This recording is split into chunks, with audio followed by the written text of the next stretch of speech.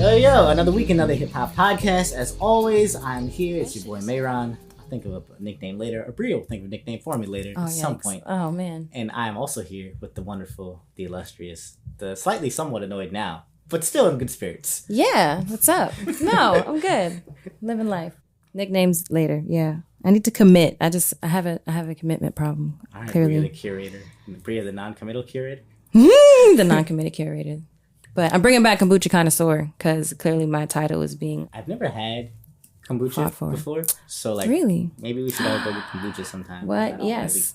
Yeah. Or I'll happily bring some. But we are also here with a very special guest. Very big homie. Been waiting for him to come through for a very long time. So I'm excited to have him here finally. My guy Terrance. What's happening? What's happening? Gang, gang. You know what I'm saying?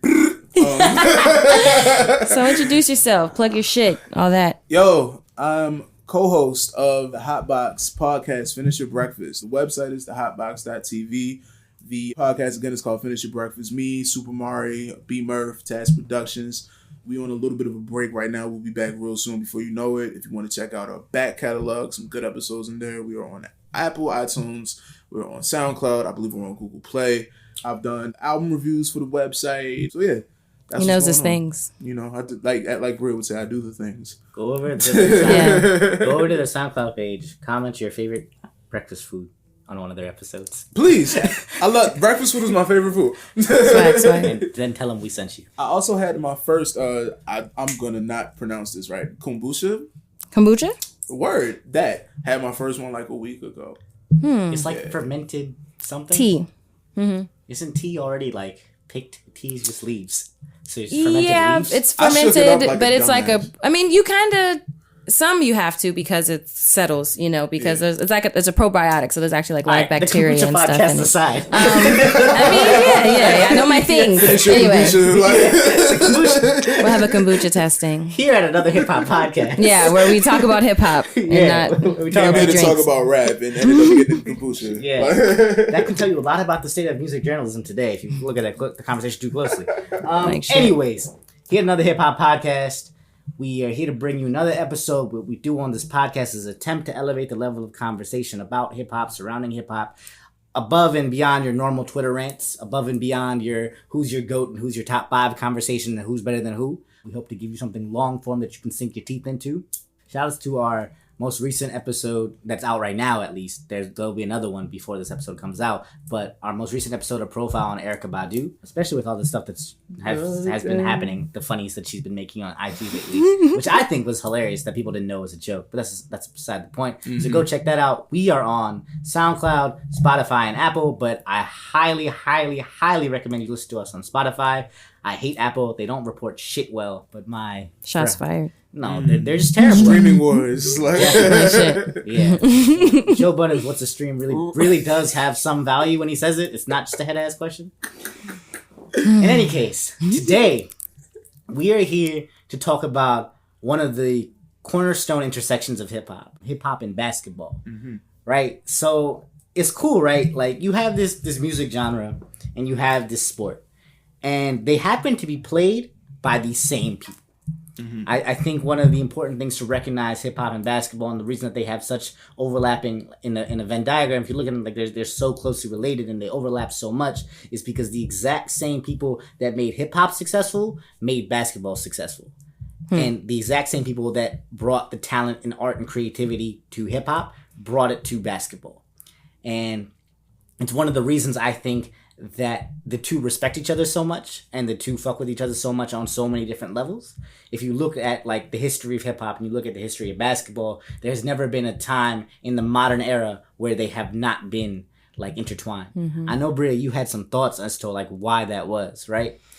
Yeah, I mean, I think it was more so most of the time, and that's something you kind of mentioned earlier, Mayron, is that they usually come from the same place, demographic wise or class wise. But even beyond that, I mean, I think in the eyes of most black men, or at least in the community, it's always been like more so a stereotype, but a pretty true one, that the main two ways to make it out or whatever situation you might be in, those were the only two avenues for Black men to be like successful, especially legally. So I think that's where a lot of the support that they have for each other comes from, especially because, I mean, there's a lot of respect. Number one, in like being able to get out of your territory and being able to represent it and actually put it on the map in like a global way. But also I think there's an understanding of like the actual kind of hustle and talent that it actually does take to make it to those platforms. And I feel like for that reason, they've always supported each other, because I mean, a part of our community, especially even outside of entertainment, I mean, they are from the same place. So I think that's just important to recognize more so. Yeah, like piggyback off that too, like how Biggie had the bar, like you either slinging crack rock or you got it with a jump shot. It shows it's like, and that was in '94, and it goes back even farther than that, but it shows that like, you know, a lot of athletes and rappers kind of like, they kind of have the same story. It's like if you were in that environment, you got out of it, you more than likely got out of it playing basketball. If you play basketball, you look at a lot of people that were from that environment, they want to rap too. You know what I'm saying? A lot of people who made it as rappers, they want to play basketball too. Like look at Quavo, like at All-Star Weekend, giving people buckets for what it's worth. But it's like look at Dave East. Look at even like there's so many examples, you know, of really good ballers, and obviously Master P is the ultimate example. We'll get to that. Facts.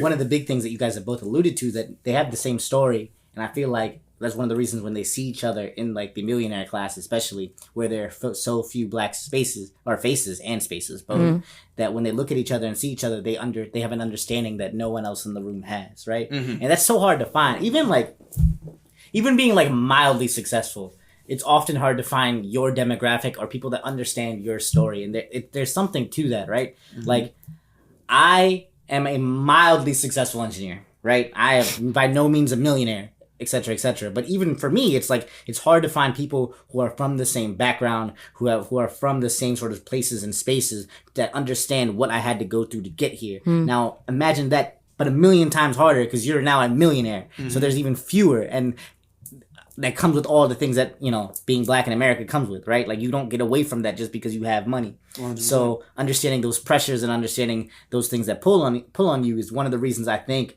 that there's such a kinship, and one always wants to be the other, because it's cool to be like to cross over your lane and shit. And you get to see like people literally like from childhood, like how Jadakiss, he was like, "Well, his brother up north better than Jordan, I didn't get that break." Yeah, I feel like a lot of people feel like that to some degree. It's like they grew up with a kid who's on their block, but like was good enough to play in the league, but had his life taken or got locked up for something. And it's like a lot of people who didn't make it that could have made it, right? Yes. And that's 100% what it is. So when you see people that did make it, you have like another level on top of everything you just said. It's like another level of respect, because it's like, you were actually good enough to get out too.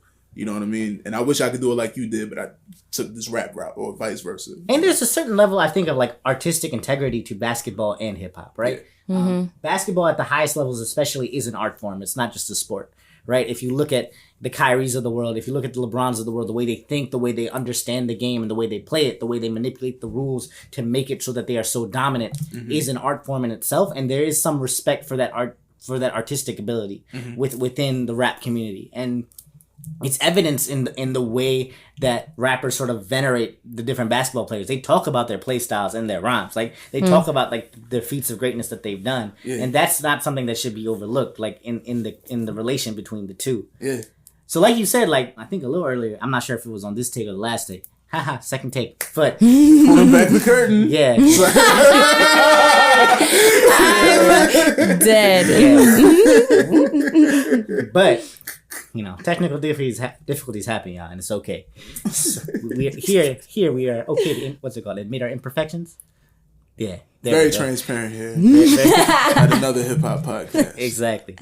But one of the points you made was like the two have sort of like coexisted, and like they've always referenced each other as far back as we can remember, right? Yeah. So the generation before us, I think it starts with that Curtis Blow song, Basketball, and sort of how like they referenced Dr. J, and that was the first, I think, I want to say like the first major sports crossover song, right? I don't know of any like old songs like that have like sports really referencing them. I'm sure there's like some soccer songs out there, but like not in American culture. You know what? Nah, I think because even if you go back, like the actual hip hop art form is only but like 35 years old. Yeah, something like that. Something like that. Yeah, close to 40. And that song is about that old. You know what I mean? So I can't, off the top of my head, at least think of any other time. Curtis Blow's one of the OGs, right? He's one of the originators for sure. So so it's safe to say from hip hop's inception, basketball has been around to shape it and mold it. 100%. And the cultural feedback loop between the two has always been present. So it's like you start with Curtis Blow, and you start there, and like obviously you have a lot of people, a lot of young African American men who see basketball as an avenue out, and the ones that don't necessarily make it as ballers that do become rappers continue to reference that as they go along, and I think that is more and more evident as you get to the Jordan era, right? That's when shit really starts hitting the fan because of the mega superstardom that Jordan has. You are a self-proclaimed Jordan stan. Yo, man, listen, it's like it's I have no shame about my Jordan standum. Like I remember being like a kid, like 6 years old, at my aunt's house watching the flu game. Live as it happened, thinking like Mike was about to die or something. And my mom was like, "Relax, he's a little hungover." He has like 37 points. Like he's fine. But like like I was literally when I was a kid, I would only watch basketball if. I was born in '91, so like I obviously wasn't old enough to catch him and like the jump from the free throw line days, but by the time I was like 4, 5, 6, like from like 94 to 97, 98 when he retired the second time, I was only watching basketball if Michael Jordan was playing. So like Space Jam time is like I was there for all of that. Like Bugs Bunny was my favorite cartoon character too. But yeah, that soundtrack was pretty good, huh? Facts. Yeah. Like that soundtrack was pretty solid, and like another example of sort of where hip hop sort of weasels its way in to this story. Jay-Z ghostwriting for Bugs Bunny. Yeah, it's crazy, right? 100%. Like that happened. And like speaking of Jay, like Jay for a lot of his career wanted to be like Mike. Yes. And like no pun intended on the movie. Shouts to Bow Wow. A footnote in our story. but Jay wanted to be like Mike, and Jay spent a lot of his time sort of emulating the business moves and emulating the business mindset of Michael Jordan. Yeah. And it's crazy to see like how that happened in almost parallel, and how like MJ for so long, and still is for a lot of rappers, is like the pinnacle of success. Right? I feel like that's slowly shifting over to LeBron. But in a lot of ways, Jay-Z, or not just Jay-Z, but a lot of rappers look at Mike with his billionaire status, ownership of a team, his like multi-billion-dollar like shoe line. 100%. Like, and they see this and they're like, this is what success is. Like, this hyper-consumerism is what success is. This is wild to watch. And he called himself Michael Jordan in like so many bars. Like it's like even what was it, the Pump It Up freestyle where he called Joe Budden Sean Bradley, but he says he didn't, so I'm gonna fair enough, right. I'm never known Hov to be alive. I'm gonna take his word for that. But he started with like Mike Jordan, the Mike Record, it's Hovey baby, and then he just ran down the whole lineage of like anybody who's anybody at that time in the league. Like he just made a point, to be like, I am the Jordan of rap. And then like you said earlier on the Black album, like back with the 4 or 5, like Jordan, right? Yo, I think I'm putting that in the argument for like one of the best basketball bars ever. The double entendre with that is crazy because as a kid I was only the Black album came out in 03, I was 12. I didn't know anything about like a 45 caliber pistol. So when he was like, when I come back like Jordan wearing the 4 or 5, I'm thinking literally just when Jordan the jersey, came out 45. He was like, it ain't to play games with you, it's to aim at you, probably maim you. If I owe you, I'm blowing you to Smith the rings. One day I just caught it. I remember I was walking to class in high school listening to the Black album, and it just hit me. I was like, oh shit. He meant when I come back with a gun. Oh! I just had this vision of you walking to English class like, wait a minute. This is what Jay-Z said 3 years ago. It was like that. I get it. I finally understand. Like I stopped outside. It's like I saw the Matrix. Like, duh. This is why I say he's the GOAT. Like, it's wild, right? Because like you have all that going on, and then he brings, like, he being Michael Jordan, brings a lot of hip hop culture to the NBA, right? So not only did the NBA pull from MJ also pulled from hip hop culture. While MJ publicly has said he doesn't fuck with hip hop, it's very clear that on not just like a subtle layer of him really does take a lot of cues from hip hop as well, right? Whether it's the longer shorts, which originated with the Fab Five, obviously, but MJ started wearing them and they really became a thing.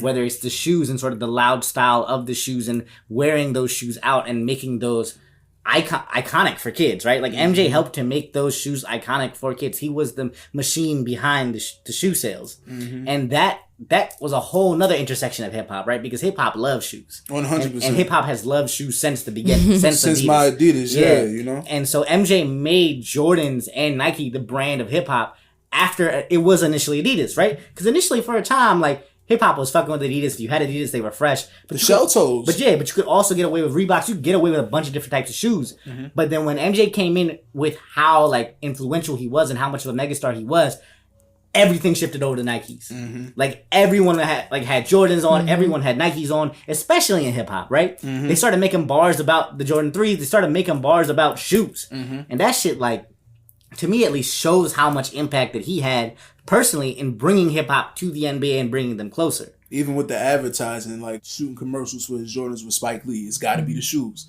You know what I mean? Doing commercials with Michael fucking Jackson. You know what I'm saying? Like, who else? Like, this nigga had endorsements from everybody. Yeah, he was on a McDonald's commercial. Right. Like, this nigga, Coke commercial. Like, anyone's nigga. Right next to Bugs Bunny, like niggas talked about. Straight up. And so, in becoming this, like, megastar, he inadvertently brought hip-hop and basketball much closer than they ever were before. Yeah. And this had a lot of interesting results, right? Because, like, on the one hand, this is cool for rappers and stuff, but then you also have the opposite effect of a lot more a lot more basketball players trying to be rappers. Yeah. Specifically, one Kobe Bean Bryant that we always knew wanted to be MJ anyways, right? I love you, Kobe. So let's talk about this for a little bit.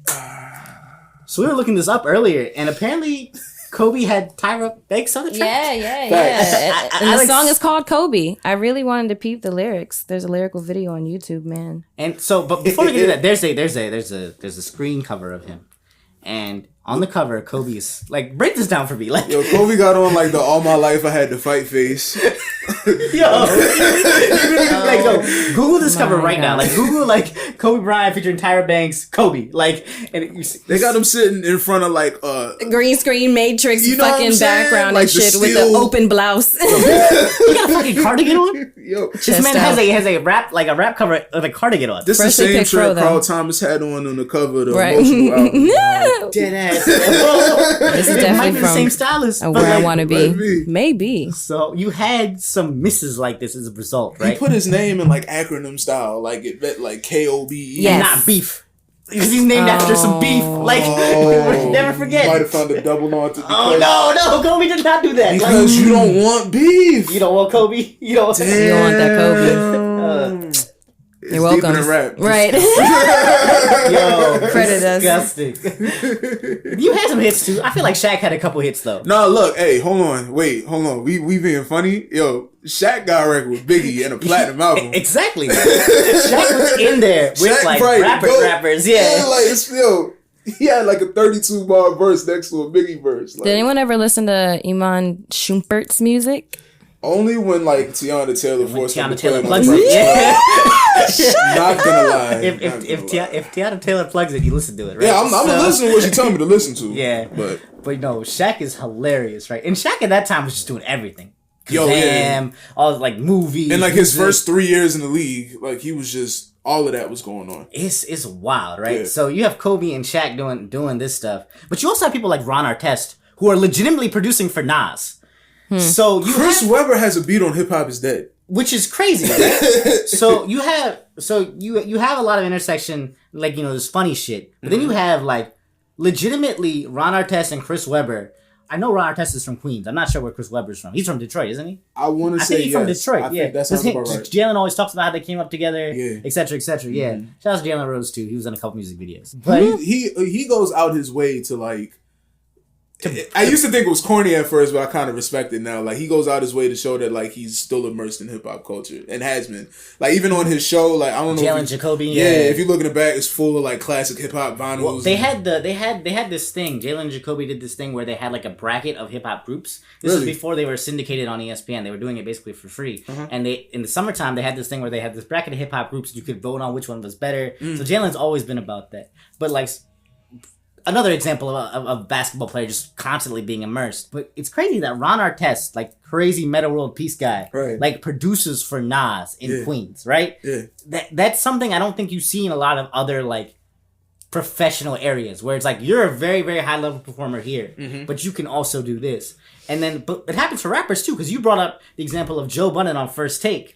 Yeah, and this was like not even like current Joe Budden fame, like Media Man. It's like when he was like Mood Music, like 3 Joe Budden, like not even the guy you would go to get ratings for like a show as a rapper. Like they had Wale, I remember too, early in his career. Like But they had Wale as the intro song for a while. Facts. Yeah. You're right. I forgot about that. They had Wale as the intro song for First Takes. For like 3-4 years. Yeah, so like closely intertwined, right? They had Wayne on there a bunch of times to talk about like, yo, Wayne was going off his ass every single Yeah, time. right. That was probably the very few times I actually watched And that shit. It's like I think the Packers is gonna win.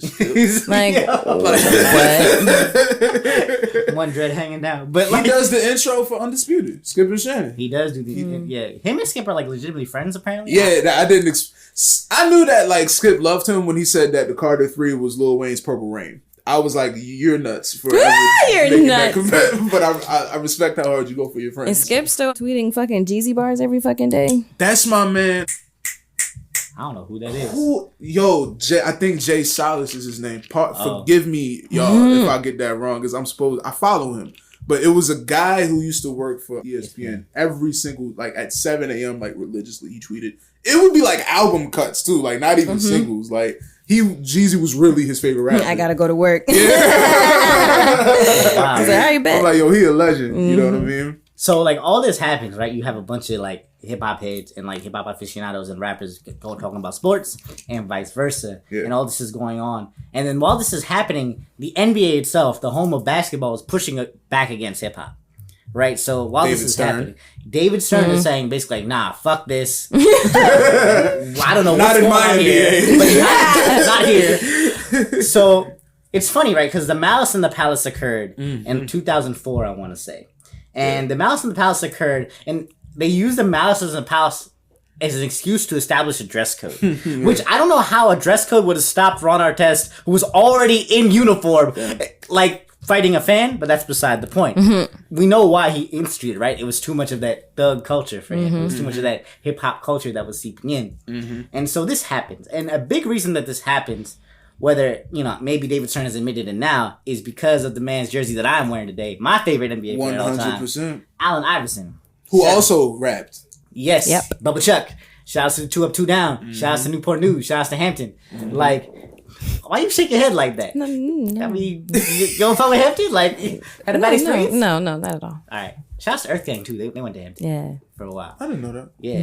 Okay. But AI was the poster boy for David Stern's sort of smear campaign, right? David Stern is like, points to literally AI as someone like, look, this is not what we dress like. This is not what we do here, and et cetera, et cetera, et cetera. Because like AI was bridging the worlds in an even more major way than I think anyone else ever had, right? AI would be at games get not only just getting his hair braided, but getting his hair braided to rap music. AI would have his rap homies around. AI would embody a lot of what hip hop culture was at that time in his style and the way he carried himself. And sort of he was a reflection of where he was from. He was a reflection of his environment, and he did not feel the need to change. Like, cause like, fuck, why should he? Like, he's one of the best in the game. Everything's been working for him thus far. So this happens, right? And like, David Stern's like, nah, basically, fuck all this hip hop shit. We're gonna do things straight laced.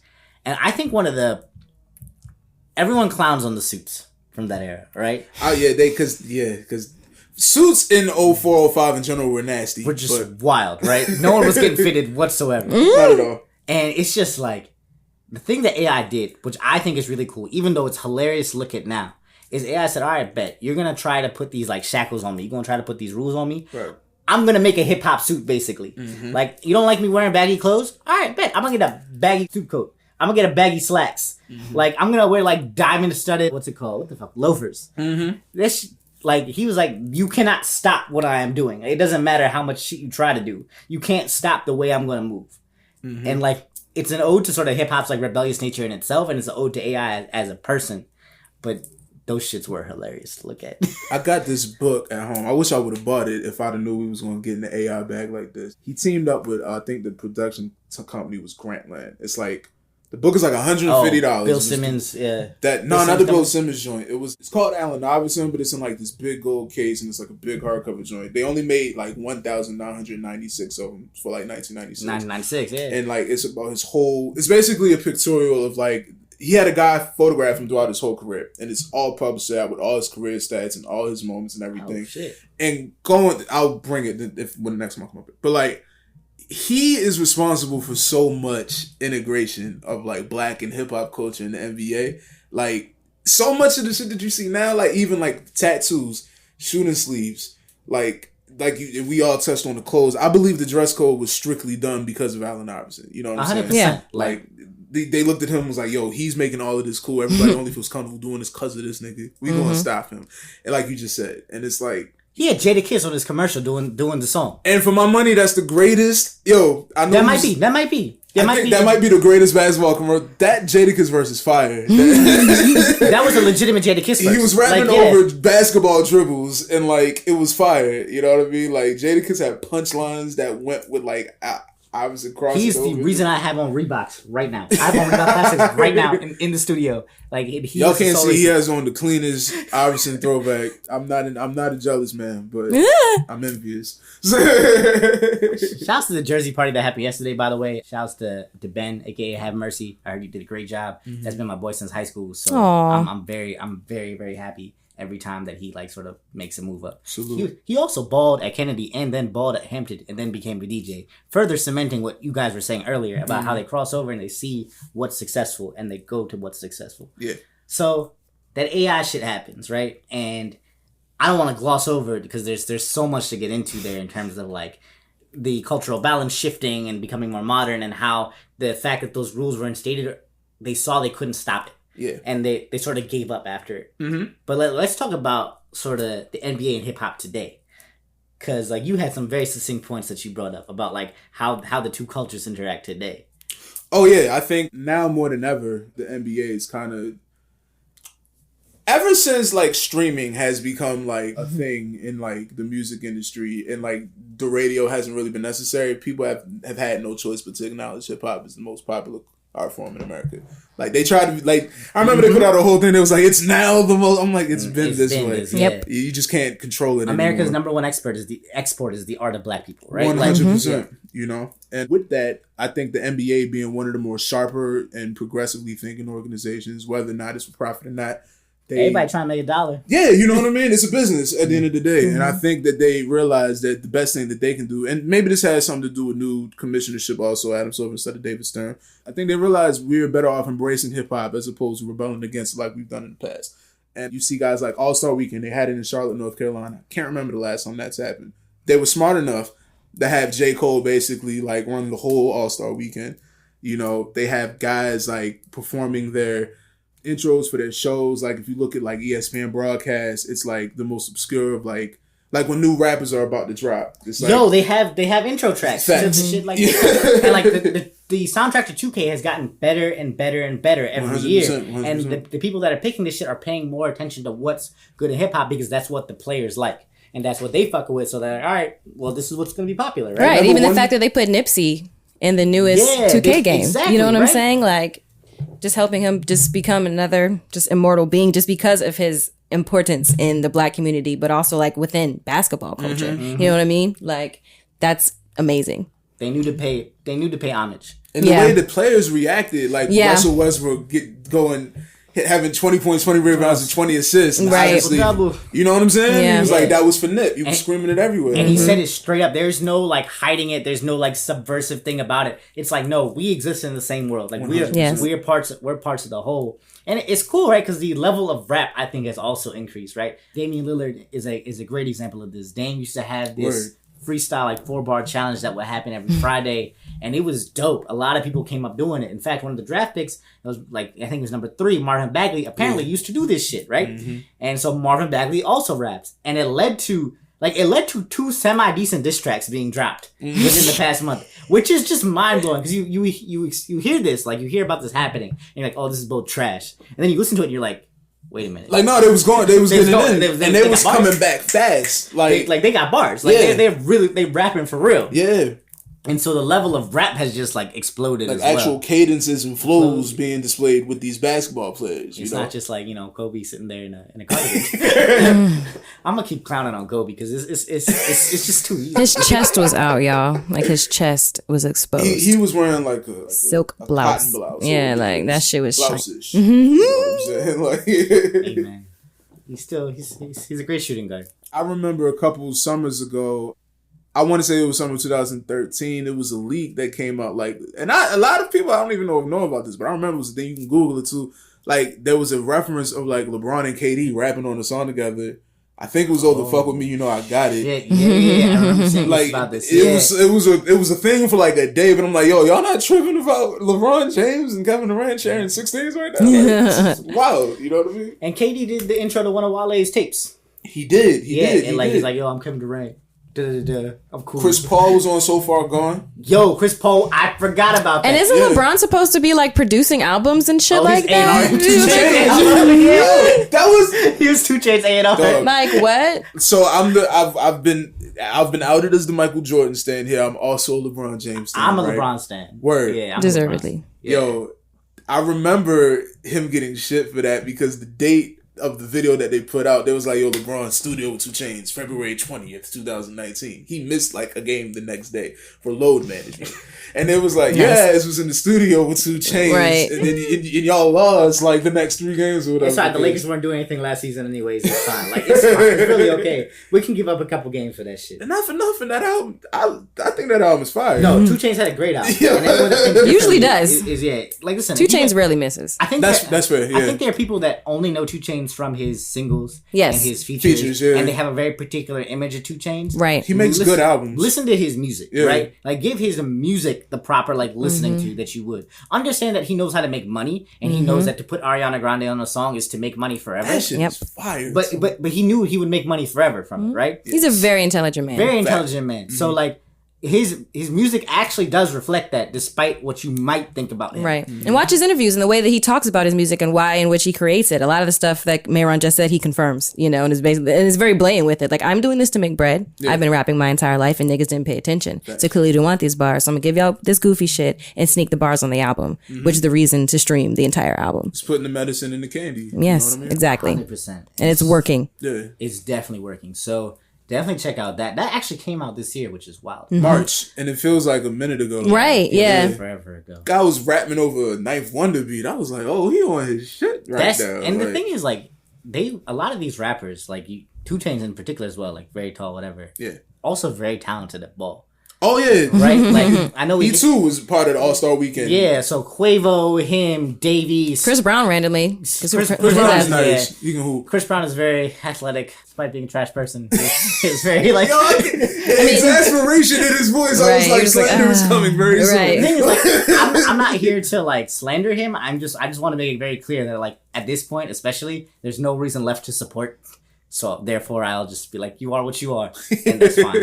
Like, which is partly a good basketball player. Exactly. Can't take away something that someone's done. Right. But yeah, it's wild. But also, I want to talk about before, like, one of the things that we didn't hit on was we've had legends of hip hop play in the league. Mm-hmm. Like Master P is like a bona fide legend in the game of hip hop and had 2 10 days. Yo, that's crazy. Like, can you imagine the level you have to function at to be that good of a rapper and even to make the league, right? Because there are very few people that have ever made an NBA roster. 100%. Yeah, there's only like 500 of them in total, like in recent history. Yeah. So he's one of the 500 best people in the world of basketball, like at a time, which is just insane to be that good at 2 things at once. And people's laughing at him like, yo, like, make him say, he's trying to step on the score. Yeah. But he did enough on these niggas. to get that 10-day, you know what I'm saying? Like, and that's really all you need to do is prove to yourself, I can be here. That's it. And then go back to his millions from what he has. You can check that off the bucket list. Yeah. You know what I mean? Right, he takes entrepreneurship to a whole different level. This is investment. Speaking of that entrepreneurship, you were talking about, being a J-Stan. We got to talk about Jay-Z and his signing of athletes, right? That's another whole thing. And signing of basketball players in particular. It's a whole sport, like a legitimate sports. It's not like some rinky dink. It's a sports agency. Kyrie Irving, Robinson Cano, Kevin, like people are on it. Like KD's on it, right? Yeah, you know what I mean? So like that again. Those those worlds are getting closer and closer and closer and closer, and they're overlapping more and more and more ways. And it's great to see how the support is like manifesting itself now that they've been able to like generate a certain amount of wealth. You know what I mean? Like, it's beautiful to see. One of my favorite finesse moves, and I think people don't even really look at it as a finesse, but me just studying Jay, I'm like, you that nigga for that. When he bought a piece of the New Jersey Nets, right? Oh, yes. Just enough to have ownership. Did enough to get them into Brooklyn, and then after a year sold that shit. It was like, my job here is done. He flipped it. Like that was brilliant, dog. Like it's crazy. Like, but the fact that even I remember Ellie had bought a piece of the Bobcats. Usher had a piece of the Cavs. Like, guys like in the rap like culture started getting legit ownership of it. Like more into the integration, started getting ownership of these teams. It's like they was being welcomed in as part of like actually the business of it, not just the admiration and the culture of it. And that says a lot. The same way rappers were getting placements on shows and getting more and more exposure through video games. It all comes together in a lot of different ways. I would say one thing though is about Jay that I wanted to note is like it's cool to see how he grew out of Michael Jordan. Yeah. Right? One of the things that Jay-Z has been accused of, and like some people have called me a Jay-Z hater, which is very weird. I don't understand. Like, Black Album's one of my favorite albums of all time. That is my favorite album. Reasonable Doubt, I think, is one of the greatest albums of all time. So, et cetera, et cetera. Beside the point. One of the cool things that I think Jay-Z has grown into is he's grown away from sort of the hyper-capitalist nature that he was. And that was pretty negative for the community overall, right? Him chasing after MJ is not always the best thing for Jay-Z. Like, explain that. It's because if you look at who MJ is and you look at what MJ is a glutton. Like, and this is a man like who's like amazing, the greatest basketball player of all time. He talking about the two people I stand for. It hurts. But you know what MJ did to Chamillionaire. Yeah, dude. You know how Michael Jordan feels about hip hop. I do. And you know how Michael Jordan feels about the common man. Yeah. Like, you saw the interview with Oprah and how, like, callous he was when Charles Barkley tried to hand something to a beggar. He smacked Charles Barkley's hand and said, if he can ask you for money, he can go work at McDonald's. I'm just like, that's wild. You are a billionaire, sir. Like, I understand if you're making $60,000 a year, you're not trying to help nobody out. I understand. We all trying to make it. Right. 100,000, 150,000. That's cool. That's cool. Even up to $1 million. I understand. People got lives to live. Right. Bills. $1 billion? Yeah, $1 billion. When you touching $1 billion, it's like this is wild. You can spare $1. Yeah, the privilege of that. And this is not to like take away from all the charitable contributions that Mike has given. Right. This is not to take away from his entire character. This is not an assassination. Because people do understate that. They act like George just doesn't ever do shit. Jordan has done a lot for the city of Chicago. Jordan has done a lot for the state of North Carolina. Again, this is not to say Jordan's like the devil. What it is to say is that the image of Jordan always trying to be more, always trying to do something, is what that leads to is a snake eating its tail. Because you can only do that for so long before you start cutting into the things that made you great in itself, right? You can only do that for so long until you become like MJ, who's isolated from everyone. Jordan cannot be a man of the people. He can't. Even his Hall of Fame speech was basically him just like shitting on him. Right? It's wild, right? Like, Jordan cannot be a man of the people, and Jay wants to be a man of the people. And that is the difference between, like, Jay always, even when he felt like, if you listen to his earlier albums, like Volume 2 and 3, where he really felt like all y'all are against me, he still like, what was the bar?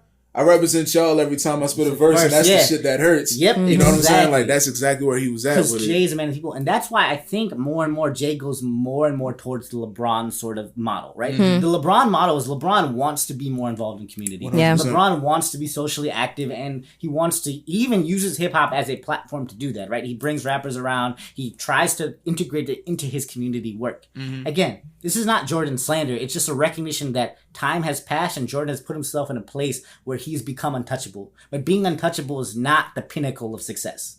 That is not the pinnacle of what you're aiming for here. Especially lasting and continuing success and money also at the end of the day. And happiness. Yeah. Too, right? Like, you want to be happy. Right? Like, you don't want to go to your Hall of Fame speech and be hangry. Like, you need to be at that level, you need people in some fashion. Always. You need support. You know what I'm saying? And it's like eventually, like I think that was a good point you just made with LeBron. Like, I've seen, me being a LeBron fan since he was like the 17, 18, I've seen him be the most loved player in the league and then swiftly become the most hated and then back to being like loved again. And like, I think that you do that by eventually showing and proving, like, hey, aside from all of this basketball shit, I'm also a whole ass person. Yeah, Right. like, I'm a whole human being, and I'm putting in work for y'all. It's like, yeah, like, I left the Cavs, but I also built a school, my man. Like, Right. I have a family. I have a family. A very beautiful and family. I take care of my kids. You know what I'm saying? Yeah, like, my decision was funding to the Boys and Girls Club. Like that. Like, yeah, like, it was aired on TV, yes, but that was charity. Yeah, so I think there's something to be said for the evolution of hip hop as well as the evolution of basketball in the sense that they're both becoming more community oriented. Yeah. And that's kind of the point I'm driving at, right? Is that it forced Jay to have a reckoning with himself. As he got more successful, he realized maybe the Jordan path isn't the way I want to go.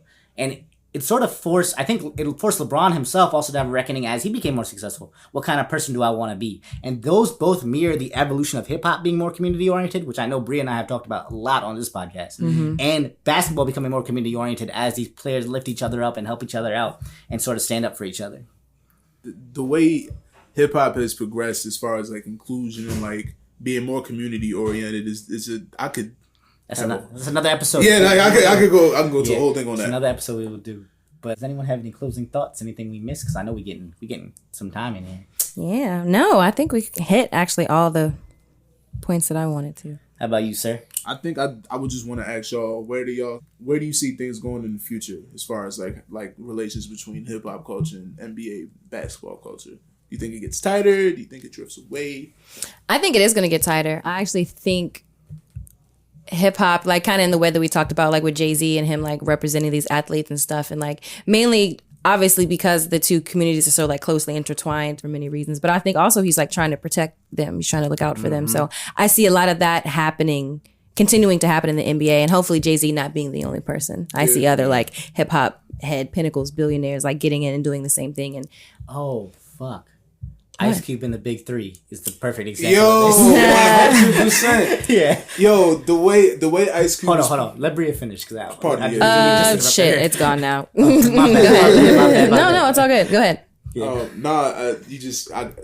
bugged me out with that because I've been peeping the Big Three this year, and I think it's great what Ice Cube is doing for like guys who kind of just, I don't want to use the word outcast from the NBA because they also just retired. Right? Yeah, a lot of them just retired, and like I don't want to say they're washed because like they're washed in NBA terms, right? Facts, right. Yes. They're not ready for an 82 game full court season. They can't go play for the Clippers right now, but it's like. But to Bria's point, that's exactly what you were saying. There are other hip hop institutions like Ice Cube who are bringing the worlds of basketball and hip hop closer together in more organized ways, in fashions that look out for these players that have retired that need something to do. Like that is precisely what you're saying. Where it's going, and it is going there. Yeah, like the very opposite, the way like the NFL is kind of falling apart, and it's because of the lack of protection for those players and their families. Like I see the reverse side of that happening with the NBA. So. And I'm looking forward to that for sure. We didn't even mention the NFL on this podcast. That's how far away we are from them.